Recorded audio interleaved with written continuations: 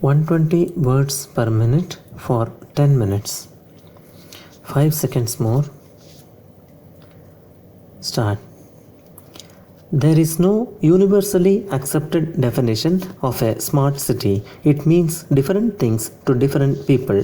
The conceptualization of smart city therefore varies from city to city and country to country depending on the level of development, willingness to change and reform, resources and aspirations of the city residents. A smart city would have a different connotation in India than, say, Europe. Even in India, there is no one way of defining a smart city. Some definitional boundaries are required to guide cities in the mission. In the imagination of any city dweller in India, the picture of a smart city contains a wish list of infrastructure and services that describes his or her level of aspiration. To provide for the aspirations and needs of the citizens, urban planners ideally aim at developing the entire urban ecosystem, which is represented by the four pillars of comprehensive development: institutional, physical, social, and economic infrastructure. This can be a long-term goal, and cities can work towards developing such comprehensive infrastructure incrementally, adding on layers of smartness. In the approach of the Smart Cities mission, the objective is to promote cities that provide core infrastructure and give a decent quality of life to its citizens, a clean and sustainable environment, and application of smart solutions. The focus is on sustainable and inclusive development, and the idea is to look at compact areas, create a replicable model which will act like a lighthouse to other aspiring cities. The Smart Cities mission of the government is a bold new initiative. It is meant to set examples that can be replicated both within and outside the smart city, catalyzing the creation of similar smart cities in various regions and parts of the country. The core infrastructure elements in a smart city would include adequate water supply, assured electric supply, sanitation including solid waste management, efficient urban mobility and public transport, affordable housing especially for the poor, robust IT connectivity and digitalization, good governance especially e-governance and citizen participation, sustainable environment, safety and security of citizens, particularly women, children and the elderly, and health and education.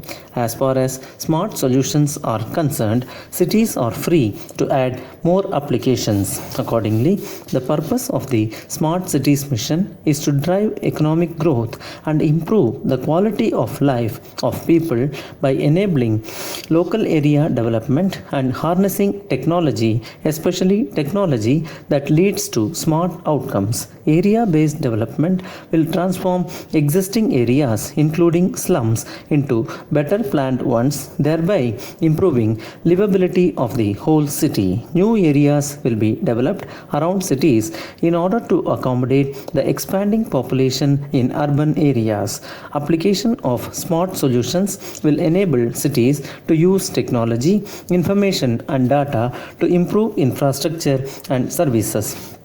Comprehensive development in this way will improve quality of life, create employment, and enhance incomes for all, especially the poor and the disadvantaged, leading to inclusive cities. The strategic components of area-based development in the Smart Cities mission are city improvement, city renewal, and city extension, plus a pan-city initiative in which smart solutions are applied, covering larger parts of the city. Retrofitting will introduce planning in an existing built up area to achieve smart city objectives along with other objectives to make the existing area more efficient and livable. In retrofitting, an area consisting of more than 500 acres will be identified by the city in consultation with citizens. Depending on the existing level of infrastructure services in the identified area and the vision of the residents, the cities will prepare a strategy to become smart. Since existing structures are largely to remain intact in this model, it is expected that more intensive infrastructure service levels and a large number of smart applications will be packed into the retrofitted smart city.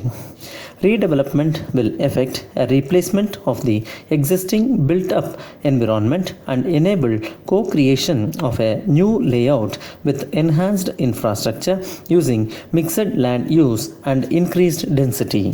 Redevelopment envisages an area of more than 50 acres identified by urban local bodies in consultation with citizens. For instance, a new layout plan of the identified area will be prepared with mixed land use, higher FSI, and high ground coverage.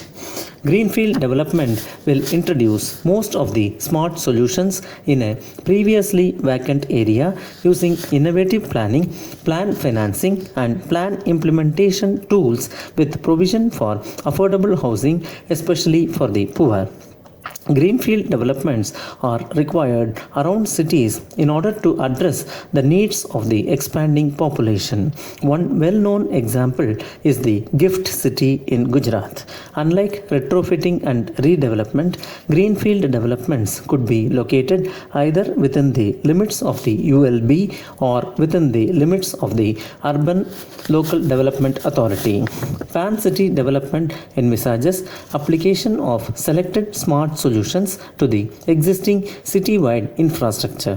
Application of smart solutions will involve the use of technology, information and data to make infrastructure and services better. For example, applying smart solutions in the transport sector like intelligent traffic management system and reducing average commute time or cost of citizens will have positive effects on productivity and quality of life of citizens. Another example can be wastewater recycling and smart metering, which can make a huge contribution to better water management in the city.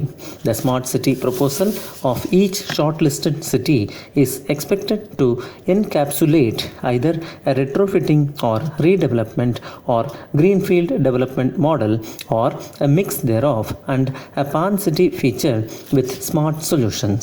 It is important to note that Pan City is an additional feature to be provided. Since Smart City is taking a compact area approach, it is necessary that all the city residents feel there is something in it for them also. Therefore, the additional requirement of some city-wide smart solution has been put in the scheme to make it inclusive. For northeastern and Himalayan states, the area proposed to be developed will be one half of what is prescribed for any of the alternative models, retrofitting, redevelopment of greenfield development. This is the first time a Ministry of Urban Development program is using the challenge or competition method to select cities for funding and using a strategy of area-based development. This captures the spirit of competitive and cooperative federalism. States and ULBs will play a key supportive role in the development of smart cities. Smart leadership and vision at this level and ability to act decisively will be important factors determining the success of the mission. Understanding the concepts of retrofitting, redevelopment, and greenfield development by the policy makers, implementers, and other stakeholders at different levels will require capacity assistance. Major investments in time and resources will have to be made during during the planning phase prior to participation in the challenge. This is different from the conventional DPR driven approach. The Smart Cities mission requires smart people who actively participate in governance and reforms. Citizen involvement is much more than a ceremonial participation in governance. Smart people involve themselves in the definition of the smart city, decisions on deploying smart solutions, implementing reforms, doing more with less, and oversight during implementing and designing post-project structures in order to make the smart city developments sustainable.